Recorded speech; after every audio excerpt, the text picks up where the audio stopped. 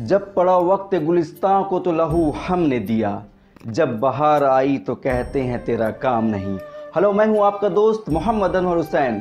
आज बात होगी रिपब्लिक से रिलेटेड। 1947 में मुल्क आज़ाद तो हुआ, लेकिन जिस तरह मुल्क की आज़ादी की खातिर जैसी लोगों ने जद्दोजहद की, वैसी आज़ादी नहीं मिली। जैसी कुर्बानी दी, वैसा परिणाम नहीं मिला। जैसा बलिदान दिया, वैसा हिंदुस्तान नहीं मिला।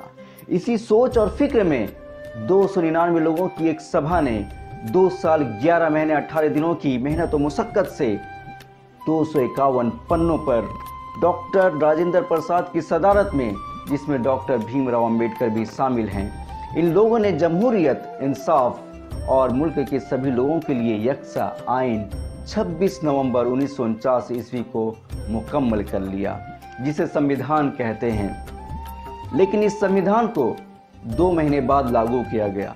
इस 2 महीने की ताख़ीर की तारीख को जानने के लिए आपको पिछले 20 सालों के इतिहास के पन्ने को पलटना होगा। बात दिसंबर 1929 ईस्वी की है, जब एक सभा को संबोधित करते हुए जवाहरलाल नेहरू जी ने कहा, अब हमें अंग्रेजों से डरने की ज़रूरत नहीं। अब हम 1 इंच ज़मीन से भी समझौता नहीं करेंगे। अब हमें पूरी आज़ादी चाहिए। अब हर एक भारतीय को जागना होगा।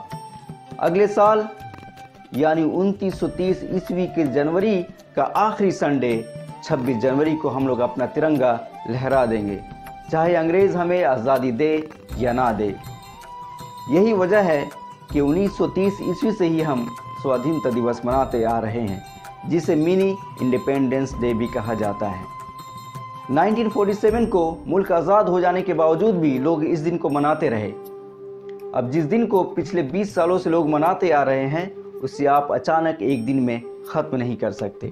इसीलिए सोचा गया कि 26 नवंबर को संविधान मुकम्मल हुआ और 26 जनवरी को हम लोग स्वाधीनता दिवस मनाते हैं, तो क्यों ना संविधान को 2 महीने और डिले कर 26 जनवरी को ही इसे नाफिज किया जाए, इसे लागू किया जाए, ताकि दोनों की अहमियत कायम और बरकरार रहे।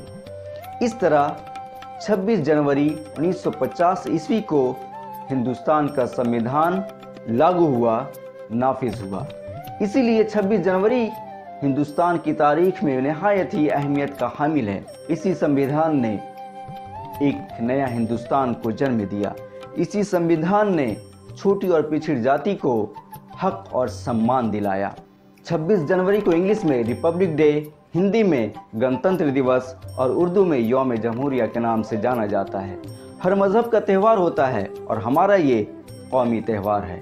तो आइए एक बार फिर 74th रिपब्लिक डे मनाते हैं, नफ़रत नहीं मोहब्बत के साथ, सारे रंगों को छोड़कर तिरंगे के साथ, आपसी भेदभाव को छोड़कर भाईचारे के साथ, हिंदू मुस्लिम नहीं, एक हिंदुस्तानी बनकर एक दूसरे के साथ पूरी दुनिया को ये प्यार भरा पैगाम दें, ताकि दुनिया देखकर कहे, I love India. Happy Republic day. जय हिंद।